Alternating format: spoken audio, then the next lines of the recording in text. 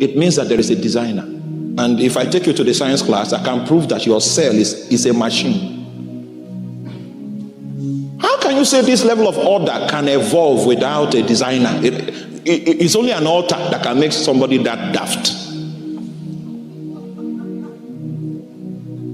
If you are still with me, say amen. Sorry, I'm from Nigeria. So in Nigeria, when we preach, we show you true spirituality, not just to make people happy. You need to have power over darkness in Nigeria. So Christianity is not rhymes. We don't come to church to say rhymes and to rap. Rapping won't help. In Jesus' name. So this guy had not yet accepted Jehovah. He thought he was running from home, but he was running into what he did not know. Every effort he made brought him deeper. So he had to make a contract with God that if you can keep me. So he was not born again, but the impact of his grandfather's priesthood was still influencing.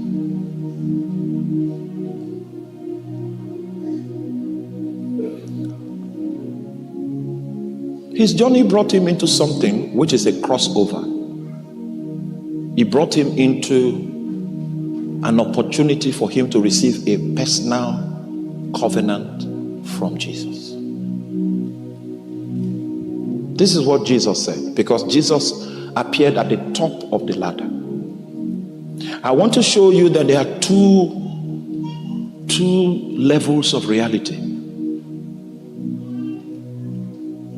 Some people are living the reality that Jesus had spoken about them. Some others are just living like normal Americans, chasing the dollar and trying to buy real estate in California. They are doing the normal things that men do. But when this guy ran into the covenant of his ancestor, the God of his fathers came to give him a personal covenant. Now let's read what Jesus said to him.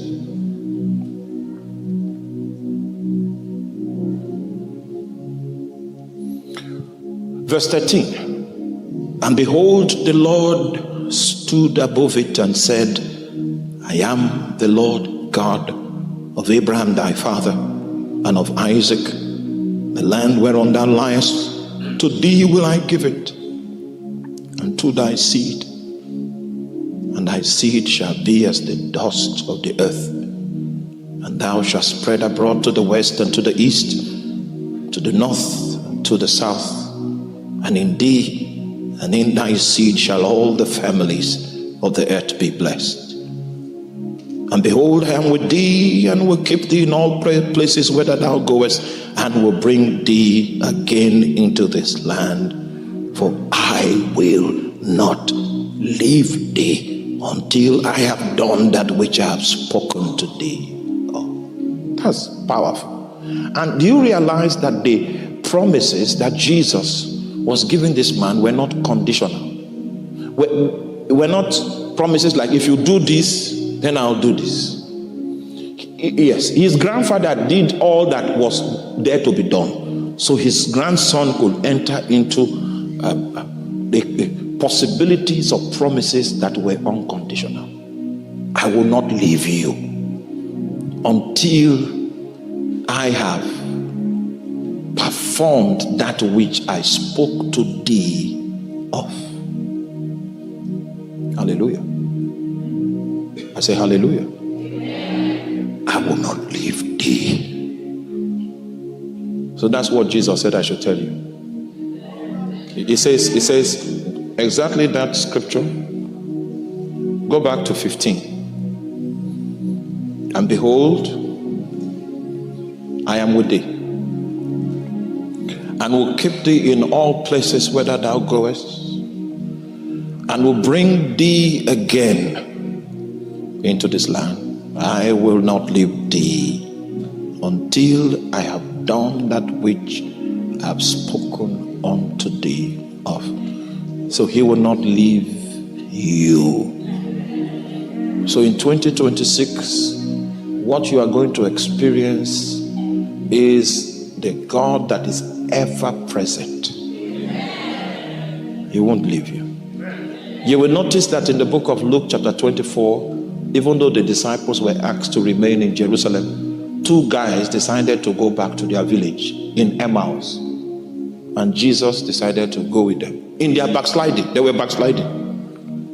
And Jesus now decided to join himself to them as they were going. They were backsliding, but he was still there. At the end of the day, he pretended as if he would go further. They now pleaded with him, oh, he's already late. Come in, let's break bread. And the moment he took the bread and broke it, their eyes were open, they recognized him, and he vanished from their sight. And even though it was night, those men ran in the night back to Jerusalem because Jesus decided not to leave them.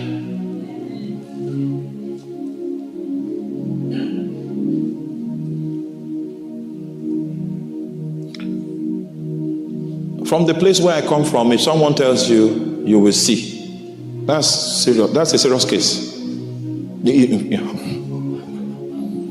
It's a serious case. You will see. Don't think it's a way. It's a kind of greeting. It's not salutation. If someone says that, that's the language of strong men, people that have spiritual backing, and most of the time demonic backing. So it means that you have constituted a nuisance to me. So you will see. It means I will appear with you with my other face. Appear to you with my other face. I have another face. And then in your dreams in the night, you begin to see this warlock. Anywhere you go, you will see misfortune. Places you used to have favor before, when you go there, you have strange disfavor. The same people that helped you previously are hunting you to destroy you. And whenever he passes close to you, he wave you like this. Just for you to know that what you are seeing, I am responsible for it. And there's nothing you can do about it. Oh, you've not met, there are no evil men here. Oh, thank God. Thank God. That's the day when you have an enemy that is not afraid of showing you that is the one responsible for your misfortune. That's the day you will know whether you have a God or not.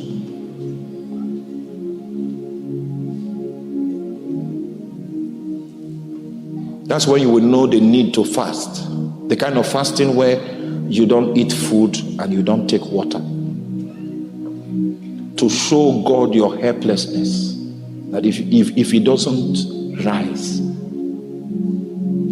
If he doesn't rise. And you stay there. I have been in that place before. Then you now discover that the degree you got from University of California cannot save you that day. And it's a prime university, prime degree. You even got a fellowship among doctors. Highly esteemed. But that all you have acquired has no power against what is confronting you. You will need a personal covenant. So I've seen Jesus come to me in that condition and say, I will not leave you until I have fulfilled what I've spoken about you. And then when you come out and meet that person, you now wave. It means it's my turn for you to see my other face. I have another face.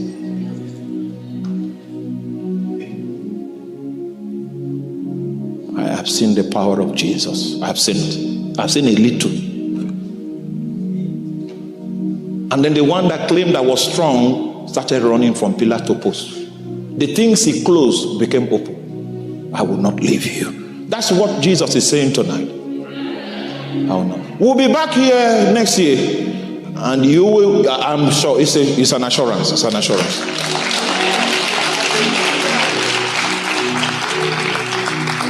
And you will have a story to tell from this meeting. So normally when you are crossing into another year, it is advisable for you to receive a personal covenant from God, a personal statement that comes from the mouth of God that you can anchor your hopes upon, because everything can fail. The stock market can fail, the real estate market can fail, prices can fall and crash, but God cannot fail.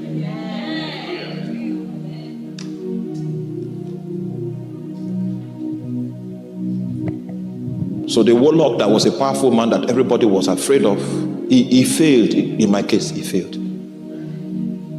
Yes. It was when he was defeated that I now received the courage to now be traveling from nation to nation, breaking demonic strongholds and all of that. Because the one that is in my context, he fell at the sight of Jesus.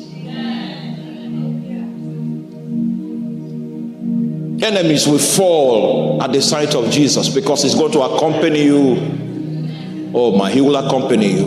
And the places where you were previously rejected, I challenge you, go back to those places and you will see a sign from God.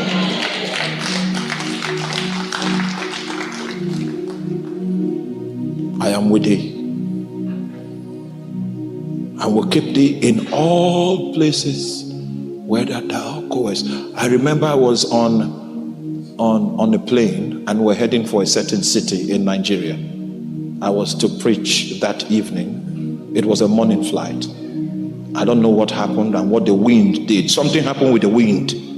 And the captain had to call us in the cabin and say, well, we have a problem. And that's where people began to call on the name of all the gods that were present. This is our problem. I had prayed all night, so I did not hear the announcement. I was sleeping. And the woman by my side gave me a slap. Didn't you hear what they said? Me, I'm old. I've lived my life. Even if I die now, there's no problem. But you are good. I told the woman, well, if you are destined to die, you can die. But I'm not dying. I know where I'm going. And I'm going to get there. But I'm not sure of you, but I'm sure I will get there. Then I went back to sleep. It was when we landed. It was the landing that woke me up. The woman refused to. In fact, when we were in the baggage area, she refused to come close to me till she left. He said, I will be with you everywhere you go, including flights and cruises. I will be with you. I will be with you. I will be with you. I will be with you. What I want us to do, please let me know if we are crossing. What's the time? Good. We have time. I will be with you. I'm going to lead us in 4 prayer points. 4 prayer points. Because what we are doing is that we are receiving these words. We are making it ours. That your going out and your coming in will be blessed. So the scripture I give you is Genesis chapter 28, verse 15. It's a personal covenant that God is giving us in this service. So the man stepped into something else, and what he stepped into from this day was the strength of the personal covenant that the God of his fathers gave him. He was going to use that word to test the integrity of the God of his fathers. And in chapter 32, God had fulfilled all these things. When he was coming back, he was wealthy. He did not starve. He had raiment. He had a big family. In fact, do you realize that the condition he gave God did not include his children? It was just about him. That was how selfish this man was. Didn't include children in the arrangement. Just say, me, I need to eat, I need to. But God gave him much more than he requested. Much more than he was hoping for. But when they arrived at this location again, because the idea was that if God should fulfill that, then he would submit to God completely. He wasn't looking to submit to God. So God now sent an angel to wrestle with him. He still wanted to be a swindler. But unfortunately for him, he had made a covenant. When God gave his own covenant, he gave his own covenant. And then now God now came for him to keep his part. He sent that angel. And his commitment to the flesh was what was fighting against the will of God in his life. And the fight continued all night. And it came to pass that when morning came, the angel dislocated this joint. So he was no longer strong for battle, strong to contend with God. He was weak and surrendered to God. And he came out of the presence of God limping. That natural strength with which he manipulates things, he lost it. And from that point, he became a prophet. You see, this encounter he had found his full manifestation. Now God could call him, this is my son. Because the energy of the flesh had been defeated. And he came out not as Jacob, but as Israel. So God is telling you, you will not escape. Because I will be with you. Yes, I will be with you. I will be with you. I will be with you. I will be with you. Many people had told me those days that the way you are serving God, that's not how they serve him. You don't serve him like this is this is bad. Because unfortunately for me, I don't have the ability to be measured in my commitment. I go home. Say you are foolish. And your foolishness will be revealed very soon. Every night I am praying. And if I don't finish my prayer, I will not study my books when I was in the university. I finished the prayer first before I open. I did not graduate as a best student. But in those prayers, I found my purpose. Found what God wanted to do with me. I went back and saw some of my lecturers. The state that I met them. I can tell you, my testimony is that it's good to walk with Jesus. Just, Jesus. May the Lord give you understanding.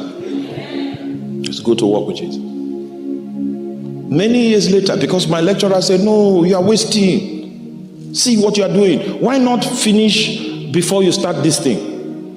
I told them that it's this thing that you are saying I should stop. That is the essence of my life. I said, we lost another one. Many years later, God proved them wrong. I will not leave you until I have fulfilled that which I have spoken to thee of. Hallelujah. So that is the word of the Lord to us.